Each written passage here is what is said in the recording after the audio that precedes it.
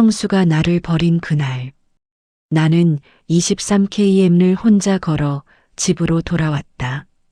사람들로 북적이는 서울 종각역. 멍하니 서 있는 19세 소년 준호. 차를 타고 가는 형수의 차가운 미소. 혼자 걷는 준호의 뒷모습. 그리고 그날 밤, 형수는 알았습니다. 자신이 버린 그 아이가 누구인지. 4,200억 원. 오늘 여러분께 들려드릴 이야기는 실화를 바탕으로 각색한 내용입니다. 가족이란 무엇인지, 그리고 우리가 놓치고 사는 것들이 무엇인지 생각하게 하는 이야기입니다. 2023년 10월 15일, 서울 강동구의 한 장례식장. 준호의 인생에서 가장 긴 하루였습니다. 이성민, 박혜진 라는 준호의 부모님은 지방 출장길에 교통사고로 갑자기 세상을 떠나셨습니다. 아버지 이성민 씨는 65세, 어머니 박혜진 씨는 63세였습니다. 준호는 검은 양복을 입고 있었지만 넥타이는 제대로 매지 못했습니다. 머리는 산발이었고 눈은 초점을 잃은 채 허공만 바라보고 있었습니다. 엄마, 아빠는 조문객들이 그런 준호를 보며 고개를 절레절레 흔듭니다. 저 아이, 장애가 있다면서요? 네. 자폐 스펙트럼이라던데. 부모님 두 분 다 가시고 앞으로 어쩌려고. 그때 한 남성이 준호에게 다가옵니다. 준호의 친형 민수였습니다. 준호야. 형이야. 형? 응, 형이야. 준호야. 엄마 아빠는 이제 안 오셔. 이제 형이 있잖아. 형만 믿어. 알았지? 준호의 눈에 희미한 빛이 들어옵니다. 마지막 남은 가족. 형만 있으면 괜찮을 거라고 준호는 그렇게 믿었습니다. 그날 준호는 몰랐습니다. 형의 집에 가는 순간부터 진짜 외로움이 시작될 거라는 것을. 서울 노원구의 한 25평 아파트. 형 민수는 아내 지영과 두 자녀를 키우며 살고 있었습니다. 평범한 회사원이었던 민수에게 동생을 돌보는 일은 녹록지 않은 일이었습니다. 준호는 작은 가방 하나만 들고 왔습니다. 부모님 집은 이미 정리되었고 준호의 짐은 그게 전부였습니다. 준호야, 여기가 이제 내 집이야. 편하게 있어. 알았지? 응. 바로 그때 부엌에서 형수 지영이 나옵니다. 형수는 33세로 얼굴은 예뻤지만 표정은 차가웠습니다. 손에는 설거지하던 그릇을 들고 있었습니다. 민수야, 저애. 언제까지 여기 있는 거야? 여보. 준호 들어. 그리고 우리 동생이잖아. 동생이면 뭐해? 방도 하나 더 써야 하고 밥도 더 해야 하고 애들 학원비도 빠듯한데. 여보, 제발. 부모님 돌아가신 지 겨우 일주일이야. 그리고 준호는 아직 어려. 어리면 뭐해? 19이면 성인 다 됐어. 시설 알아보든가 해야지. 우리가 언제까지 키워? 그 대화는 복도에서 다 들렸습니다. 준호는 벽에 기댄 채 두 손을 꼭 쥐고 있었습니다. 입술을 깨물고 눈물을 참고 있었습니다. 천천히 자기 방으로 들어가 문을 조용히 닫습니다. 준호는 알고 있었습니다. 이 집에서 자신이 가족이 아니라는 것을. 하지만 갈 곳이 없었습니다. 형만이 유일한 가족이었으니까요. 방은 겨우 3평 정도 되었습니다. 준호는 바닥에 이불을 깔고 짐박스 하나를 열었습니다. 옷 몇 벌, 그리고 부모님 사진 한 장. 엄마, 아빠, 나 형한테 왔어. 형이 좋은 사람이야. 나 여기서 잘 살게. 폐 안 끼칠게.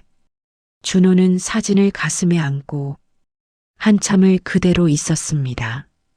창밖으로 보이는 밤하늘에는 별 하나 없었습니다. 준호의 첫날 밤은 그렇게 외롭게 지나갔습니다. 다음 날 아침 준호는 처음으로 형의 가족과 식사를 하게 됩니다.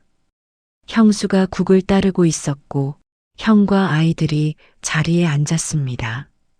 준호는 가장 구석 자리에 조심스럽게 앉았습니다. 밥은 알아서 먹어. 나 애들 학교 보내야 해서 바빠. 네. 준호야, 천천히 먹어. 형이 반찬 더 줄게. 고마워, 형. 준호는 젓가락을 들어 조심스럽게 밥을 먹기 시작합니다. 찰칵찰칵. 젓가락 소리가 식탁에 울립니다. 아이고, 소리 좀. 준호는 깜짝 놀라 젓가락을 놓을 뻔합니다. 여보, 나 나갈게. 애들아, 빨리 먹어. 형수는 식탁을 떠나고 식탁에는 어색한 침묵만 흐릅니다. 준호는 더 이상 밥을 먹지 못하고 고개만 숙이고 있었습니다. 작은 소리 하나에도 눈치를 봐야 하는 아침. 준호는 점점 작아지고 있었습니다. 형수는 스마트폰으로 부동산 매물 정보를 보고 있습니다. 왜 우리한테 왔을까? 친척도 많을 텐데. 아, 맞다. 유산. 분명 부모님 재산 있을 거야. 아버지가 사업하셨다던데. 조금만 참자. 조금만. 그 돈만 손에 넣으면 우리 집도 사고 애들 학원도 더 보낼 수 있어. 형수의 눈빛에는 차가운 계산이 깃들어 있었습니다. 형수에게 준호는 가족이 아니었습니다.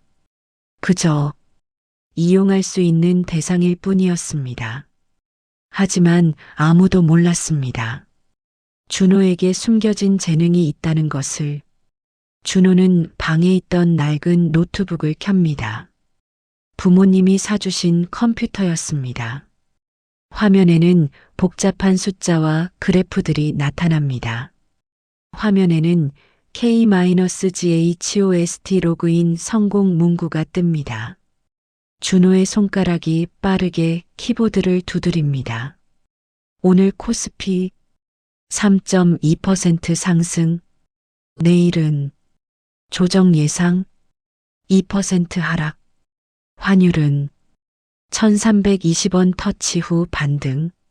숫자들이 준호의 머릿속에서 마치 살아있는 것처럼 움직입니다. 화면 상단에 표시되는 잔고 4,200억 원. 이준호 19세.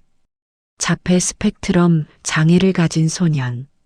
하지만 그는 동시에 대한민국 금융시장에서 전설로 불리는 알고리즘 트레이더 K-GHOST였습니다. 4년 전 15세의 나이로 온라인 투자 대회에 참가한 준호는 단 3개월 만에 1,000만 원을 42억으로 불렸습니다. 숫자의 패턴을 읽는 그의 능력은 천재를 넘어 괴물에 가까웠습니다. 준호는 모니터를 응시하며 조용히 말합니다. 엄마, 아빠가 준 돈 잘 지킬게. 이걸로 형한테 폐 안 끼칠 수 있어. 하지만 준호는 몰랐습니다. 그 돈이 오히려 화를 부를 거라는 것을. 부모님이 돌아가신 지 2주가 지났습니다. 그날 형수는 준호에게 처음으로 밝은 얼굴을 보였습니다. 준호야, 형수랑 마트 갈래? 집에만 있으면 답답하잖아. 맛있는 것도 사줄게. 준호는 깜짝 놀랐습니다. 형수가 자신에게 이렇게 친절하게 대한 적은 없었으니까요. 정말요? 그럼 얼른 준비해. 구경도 하고 바람도 쐬고 와야지. 거실에서 신문을 보던 형이 고개를 듭니다. 여보, 준호 데리고 가려고? 응, 동생이랑 친해져야지. 얘도 답답할 텐데. 그래. 고마워, 여보. 준호야, 형수 말씀 잘 들어. 알았지? 응, 형. 형은 몰랐습니다. 아내의 진짜 계획을. 준호는 조수석에 앉아 창밖을 바라보고 있습니다. 오랜만에 밖에 나온 준호는 지나가는 풍경을 신기한 듯 보고 있었습니다. 준호야, 창문 열어줄까? 괜찮아요. 많이 답답했지? 집에만 있어서. 아니요. 괜찮았어요. 형수는 룸미러로 준호를 흘끗 봅니다. 입술을 깨뭅니다. 미안해, 준호야. 하지만 우리도 살아야 해. 넌 부담이야. 너무 큰 부담이라고. 차는 마트로 가지 않았습니다. 형수가 도착한 곳은 서울에서 가장 복잡한 곳 중 하나, 종각역 사거리였습니다. 수많은 사람들이 횡단보도를 건너고 차들이 쉴 새 없이 지나갑니다. 형수는 차에서 내립니다. 준호야, 화장실 좀 갔다 올게. 여기서 기다려. 알았지? 네. 움직이지 말고 여기 서 있어. 금방 올게. 형수는 뒤도 돌아보지 않고 인파 속으로 사라집니다. 5분, 10분, 20분. 형수님? 형수님? 주변 사람들이 준호를 스쳐 지나갑니다. 누구도 준호를 신경 쓰지 않습니다. 준호의 손이 떨리기 시작합니다. 과호흡이 옵니다. 엄마, 무서워. 사람 많아.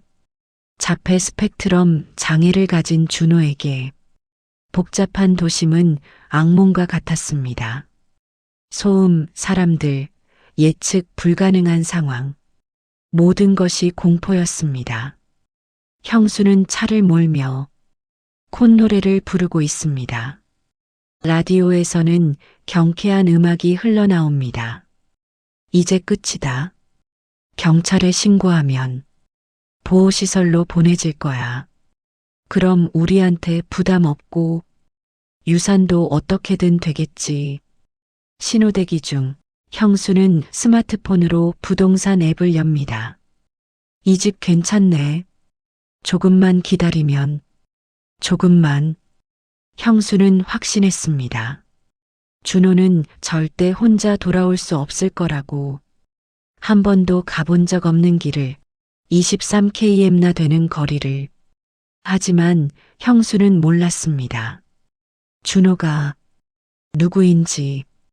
1시간이 지났습니다. 준호는 깨달았습니다. 형수가 돌아오지 않을 거라는 것을. 형수님, 안 와. 나 버렸어. 하지만 준호는 그 자리에 주저앉지 않았습니다. 천천히 주변을 관찰하기 시작합니다. 지하철 입구, 3호선 표지판, 준호의 머릿속에 지도가 그려집니다. 거리가 계산됩니다. 방향이 보입니다. 집, 북쪽, 거리, 23.7km, 지하철, 3호선 타고, 환승, 그리고 준호는 지하철역으로 걸어 들어갑니다. 준호는 혼잡한 지하철에 몸을 씻습니다. 사람들에게 밀리고 시끄러운 소음에 귀를 막지만 포기하지 않습니다. 15세 때 42억을 만든 천재. 숫자와 패턴을 읽는 능력은 공간 인식에도 적용되었습니다. 한 번 본 길은 절대 잊지 않았고 처음 가는 길도 머릿속에 정확한 지도를 그릴 수 있었습니다. 3시간 30분. 준호는 쉬지 않고 걸었습니다. 땀에 젖고 다리가 아팠지만 멈추지 않았습니다. 형 있어. 형한테 가야 돼. 여보, 준호 어디 있어? 전화도 안 받고. 그게 마트에서 잠깐 한눈판 사이에 없어졌어. 나도 한참 찾았는데. 뭐? 경찰에 신고했어. 준호는 혼자 못 다녀. 우리 집 주소도 모르는데. 형수지 지금 하려던 참이었어. 바로 그 순간 딸깍 현관문이 열립니다. 준호는 땀에 흠뻑 젖어 있었습니다. 옷은 더러워지고 신발은 먼지투성이었습니다. 숨을 헐떡이고 있었지만 무사히 돌아왔습니다. 형, 다녀왔어요. 준호야, 어떻게 혼자 왔어? 무서웠을 텐데. 다친 데는 없어? 무서웠어요. 형, 사람들 많았고 소리도 시끄러웠어요. 근데 집이 어디 있는지 알았어요. 정말 잘했어. 정말. 형이 미안해. 형이 조심했어야 하는데. 형수는 멍하니 준호를 바라보고 있습니다. 얼굴이 새하얗게 질렸습니다. 저게 어떻게 23km를 혼자서 한 번도 가본 적 없는 길을. 형수의 손이 떨립니다. 그날 밤 형수는 알았습니다. 준호가 단순한 아이가 아니라는 것을.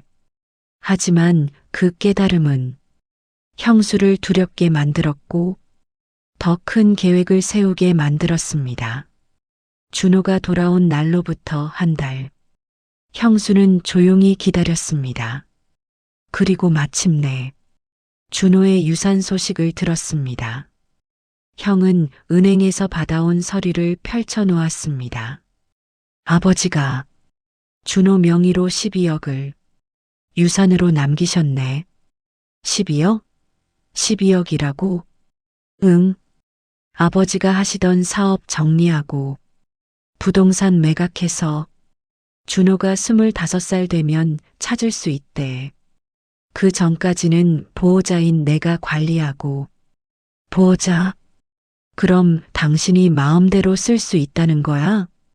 그게 원칙적으로는 준호를 위해서만 써야 하는 건데. 여보, 우리 지금 너무 힘들잖아. 집 대출 이자에 애들 학원비, 당신 월급으로는 빠듯하다고. 조금만, 잠깐만 쓰자. 나중에 다 갚으면 되잖아. 응? 그래도 준호 돈인데. 준호는 지금 당장 필요한 게 없잖아. 우리가 밥 먹이고 재우고 있는데 이 정도는 당연한 거 아니야? 당신이 동생 키우느라 우리 애들은 어떡하라고. 형은 한참을 고민하다가 결국 고개를 끄덕입니다. 알았어. 근데 조금만, 정말 조금만 쓰자. 그래, 조금만. 형과 형수가 창구 앞에 앉아 있습니다. 보호자이신 분이 맞으시죠? 그러면 이 서류에 서명하시면 전액 출금 가능하십니다. 전액은 좀 그런데 일부만 출금할 수는. 형수가 형의 옆구리를 꼬집습니다. 여보, 지금 뭐 하는 거야? 네, 전액 출금하겠습니다. 12억 전액 맞으시죠? 그러면 여기 서명 부탁드립니다. 형의 손이 떨립니다. 펜을 들고 서류를 바라보는 형의 얼굴에는 죄책감이 가득했습니다. 하지만 형수의 독촉에 결국 서명을 합니다. 그렇게 준호의 마지막 희망이 한순간에 사라졌습니다. 부모님이 준호의 미래를 위해 남겨주신 12억. 그것은 준호도 모르는 사이에 형수의 손으로 넘어갔습니다. 복도에서 형수의 목소리가 들립니다. 언니, 12억 다 빼냈어. 이번 건 진짜 대박이야. 강남 재개발 들어가면 최소 2배는 남는데. 준호는 펜을 멈춥니다. 귀를 기울입니다. 걱정 마. 꼬맹이는 몰라. 통장도 본 적 없고 돈에 관심도 없어. 그냥 조용히 넘어갈 거야. 준호는 천천히 문을 열고 복도로 나옵니다. 형수님, 지금 뭐라고 하신 거예요? 형수는 깜짝 놀라 전화를 끊습니다. 준호야, 언제부터 거기 있었어? 아빠가 남긴 돈. 그거 제 거 맞죠? 넌 아직 어려서 몰라. 그 돈은 형이 널 키우는데 쓰는 거야. 근데 물어봐야 하는 거 아니에요? 그게 엄마 아빠가 놔준 건데 나한테 한마디도 안 하고. 바로 그때 형이 현관문을 열고 들어옵니다. 형, 이거 사실이에요? 내 돈. 형이 다 가져간 거예요? 형은 시선을 피합니다. 준호야, 형이 나중에 다 돌려줄게. 지금은 정말 급해서 우리 집 대출금도 있고. 형, 그럼 나한테 물어봐야 하는 거 아니에요? 엄마 아빠가 나한테 준 돈이잖아요. 아이고, 진짜 우리가 얼마나 힘든데 내가 뭘 안다고. 밥이 공짜로 나오는 줄 알아? 전기세, 수도세는 우리가 널 키워주는데 이 정도는 당연한 거 아냐? 그럼 나한테 말이라도. 제발 말해서 뭐해? 어차피 넌 이해도 못할 거면서 그냥 조용히 있어. 준호는 더 이상 말하지 못하고 방으로 돌아갑니다. 준호는 바닥에 주저앉아 부모님 사진을 꼭 안고 있습니다. 눈물이 뺨을 타고 흐릅니다. 엄마, 아빠, 나 혼자예요. 정말 혼자예요. 돈도 다 없어졌어요. 형도 나 안 믿어요. 형수님은 나 싫어해요. 나 어떻게 해요? 나 어디로 가야 해요? 한참을 울던 준호 천천히 눈물을 닦습니다. 그리고 컴퓨터 쪽으로 고개를 돌립니다. 절망의 끝에서 준호는 깨어났습니다. 더 이상 당하기만 하지 않겠다고. 더 이상 무력한 존재로 남지 않겠다고. 그날 밤 준호는 결심했습니다. 여러 개의 모니터가 동시에 켜집니다. 파란 빛이 준호의 얼굴을 비춥니다. 엄마, 아빠, 이제 나 혼자 해볼게요. 화면에 K-GHOST 로그인 화면이 나타납니다. 비로그인 성공. 화면 상단에 표시되는 계좌 잔고 4,200억 12만 7,500원. 준호의 손가락이 빠르게 움직이기 시작합니다.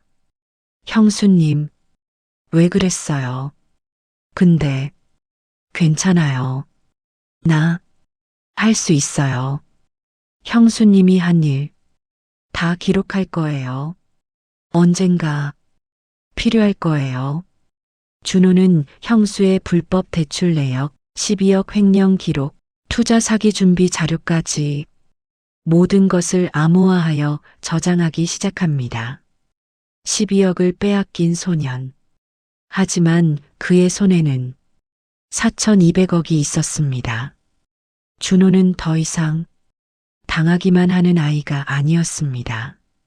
조용한 반격이 이미 시작되고 있었습니다. 형수가 일행들과 샴페인을 들고 건배하고 있습니다. 자, 다들 건배. 이번 강남 재개발 건으로 우리 최소 50억은 벌어요. 대단해 12억이나 넣었다며? 언니 진짜 대박 나겠네. 에이, 이 정도야. 곧 빌딩 하나 사야지. 모두 웃습니다. 하지만 바로 그 순간 띠리링 띠리링 형수의 핸드폰이 울립니다. 여보세요? 지영 씨, 투자하신 그건 재개발 불어났어요. 뭐? 구청에서 최종 불어 결정 났어요. 환경영향평가 통과 못했대요. 모든 투자금 날아갔어요. 그게 무슨 소리예요? 확실하다고 했잖아요. 저도 속은 거예요. 미안해요, 지영 씨. 전화가 끊깁니다.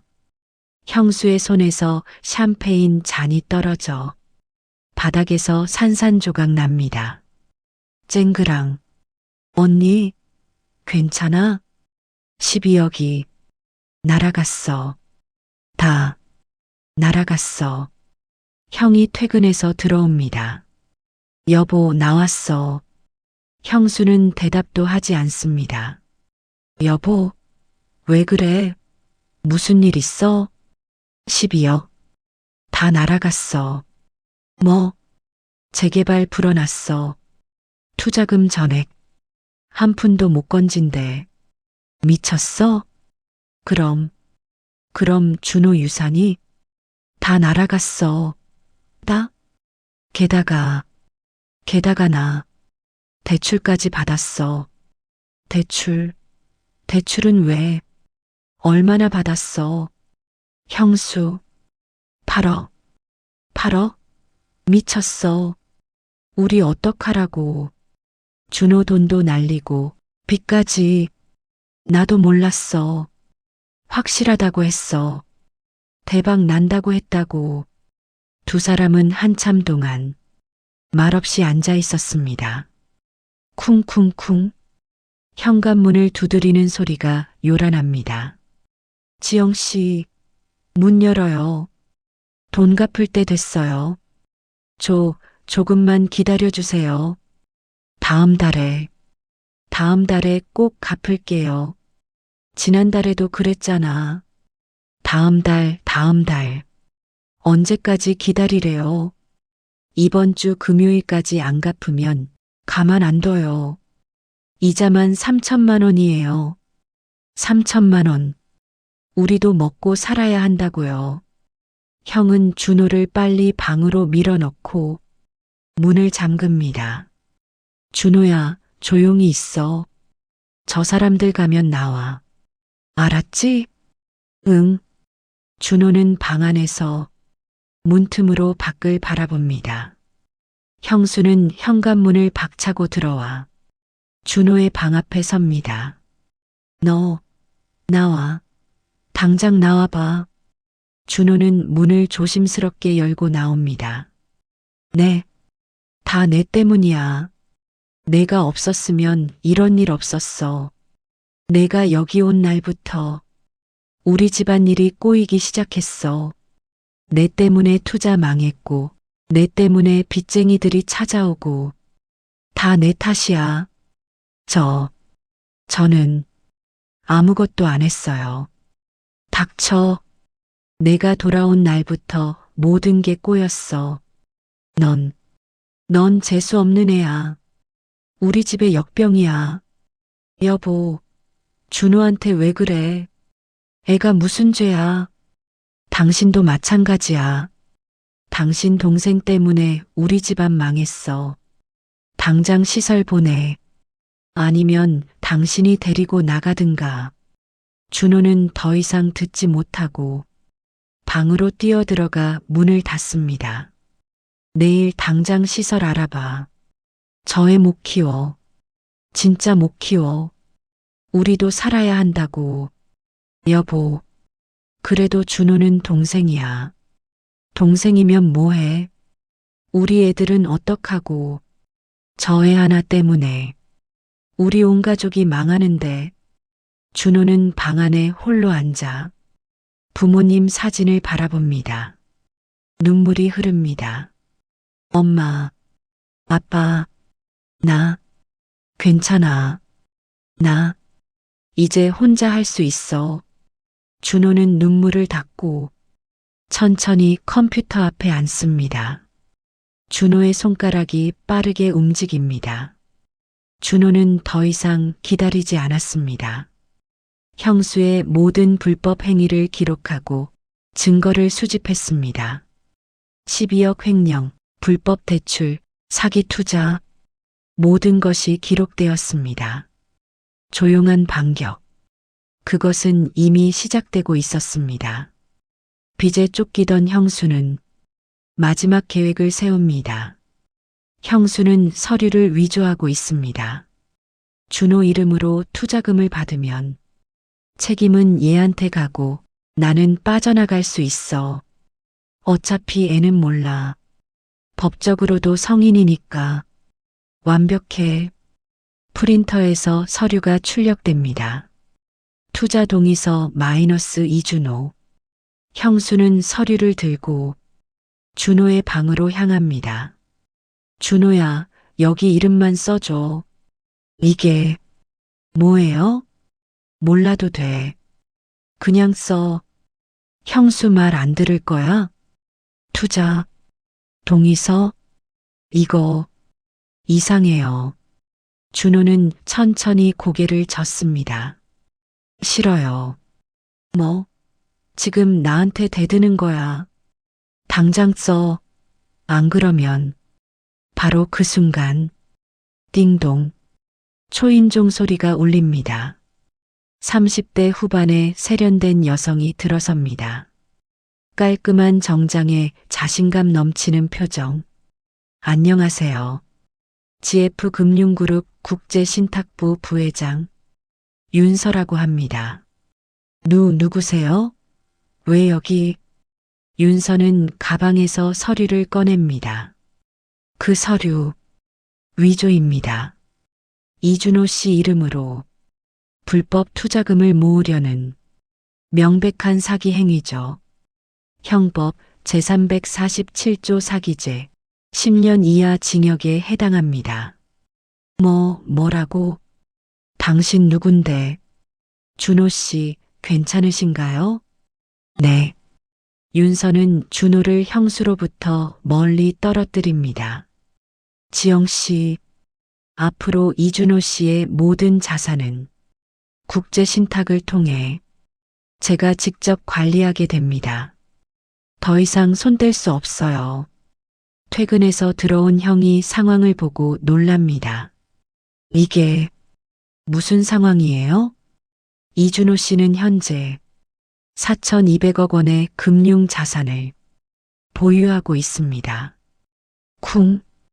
형수는 그 자리에 주저앉습니다. 4,200억? 거짓말이야. 거짓말. 준호가 무슨 돈이? 3년 전 윤서는 우연히 온라인 투자 대회에서 K-GHOST라는 참가자를 발견했습니다. 회사 사무실. 윤서가 모니터를 보고 있습니다. 이 수익률은 불가능한데 3개월 만에 1,000만 원을 42억으로? 누구지? 윤서는 조사를 시작했고 결국 준호를 찾아냈습니다. 당신이 K-GHOST? 네. 어떻게? 이 나이에.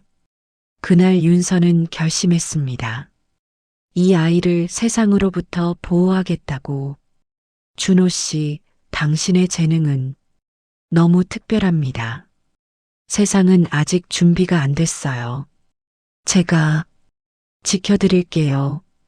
당신의 재능을 그리고 당신을. 그날부터 윤서는 준호의 숨겨진 수호자가 되었습니다. 준호가 만든 수익의 일부를 국제신탁으로 관리하고 준호의 신분을 철저히 숨겼습니다. 아무도 모르게 조용히. 그럼 준호가 정말? 네. 이준호 씨는 대한민국 금융계에서 전설로 불리는 트레이더입니다.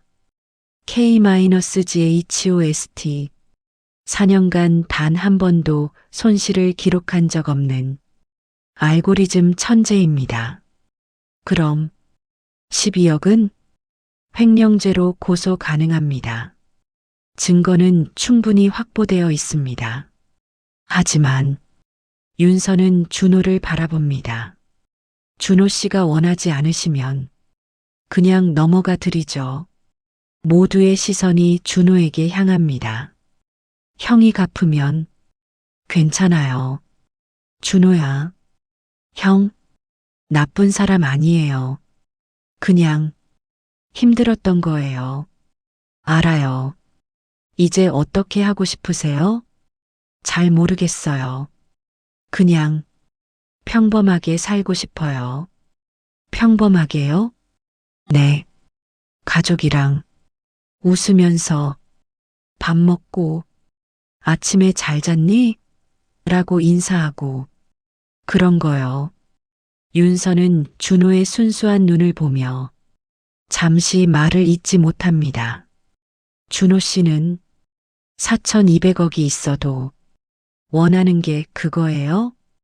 돈은 숫자예요. 숫자는 따뜻하지 않아요. 가족은 따뜻해요. 윤서의 눈가가 붉어집니다. 우편함에 작은 소포가 도착합니다. 안에는 USB와 편지가 들어 있습니다. 형에게 여기 증거 다 있어요. 형수님이 한 일 전부. 근데 나 고소 안 할게요. 형이 좋은 사람인 거 알아요. 형수님도 나쁜 사람은 아닐 거예요. 그냥 힘들었던 거겠죠. 나는 형이 나쁜 사람이라고 생각 안 해요. 형은 내 가족이니까. 준호가 형은 편지를 읽으며 눈물을 흘립니다. 형수는 USB를 컴퓨터에 꽂습니다. 12억 빼돌린 계좌네요. 준호를 버린 날의 CCTV 영상, 위조 서류 작성 과정, 불법 대출 내역, 모든 증거가 완벽하게 정리되어 있습니다. 나 왜 그랬을까? 왜 저 애한테 그랬을까? 형수는 바닥에 주저앉아 소리내어 옵니다. 미안해. 준호야. 내가 나쁜 사람이었어. 정말 미안해. 준호가 창밖을 보며 서 있습니다. 준호 씨, 정말 고소 안 하실 거예요? 충분히 처벌받아야 할 일인데. 저 엄마 아빠 없어요. 그래서 형이라도 가족이면 좋겠다 생각했어요. 준호의 눈에 눈물이 맺힙니다. 형수님도 처음엔 나쁜 사람 아니었을 거예요. 내가 부담됐을 거예요. 돈도 없고 말도 잘 못하고 집안일도 못하고 이해해요. 힘들었을 거예요. 준호 씨, 당신은 정말 특별한 사람이에요. 돈 때문이 아니라 마음이. 사무실 문이 열립니다. 형이 들어섭니다. 준호야. 형은 준호 앞에 무릎을 꿇습니다. 미안하다. 정말 미안해. 형이 못났어. 동생 하나 지켜주지 못하고 동생 돈까지 손대고 형 자격도 없어. 정말 미안해. 형, 일어나요. 나 형 미워하지 않아요. 준호야. 형은 너 사랑해. 진심이야. 정말. 돈은 천천히라도 다 갚을게. 평생 걸려도 꼭 갚을게. 형, 괜찮아요. 형이 나 사랑하는 거 알아요. 나도 형 좋아해요. 두 사람은 한참 동안 껴안고 있었습니다. 돈이 아니었습니다. 재능이 아니었습니다. 준호가 진짜 원했던 건 단 하나, 버리지 않는 가족이었습니다. 3개월 후, 형수가 계단을 내려옵니다. 집행유예 판결을 받았습니다. 준호가 선처를 부탁했기 때문입니다. 준호야, 형수님, 미안해. 정말 미안해. 내가 나쁜 사람이었어. 돈만 보고 내 마음은 생각 안 하고. 내가 정말 미안해. 아니에요. 형수님도 힘드셨을 거예요. 언젠가 나 다시 사람다워지면 그때 다시 봐도 될까? 네. 언제든지요. 준호는 새로운 보금자리를 마련했습니다. 준호가 짐을 정리하고 있습니다. 윤서가 옆에서 도와주고 있습니다. 여기가 준호 씨 새 집이에요. 마음에 드세요? 네. 좋아요. 근데 너무 넓어요. 익숙해질 거예요. 이제 여기가 준호 씨 집이니까.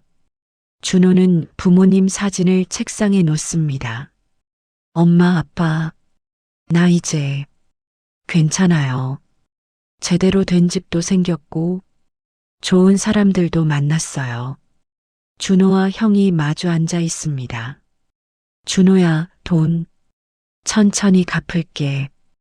형이 일 더 열심히 해서 10년 걸려도 꼭 갚을게. 아니에요. 그냥 형 쓰세요. 그래도 그건 내 거잖아. 형이 나중에 가끔 밥 같이 먹어주면 돼요. 그게 더 좋아요. 그럼요. 당연하지. 형이 매주 올게. 고마워요, 형. 준호 씨, 앞으로 뭐 하고 싶어요? 재능이 있으니까.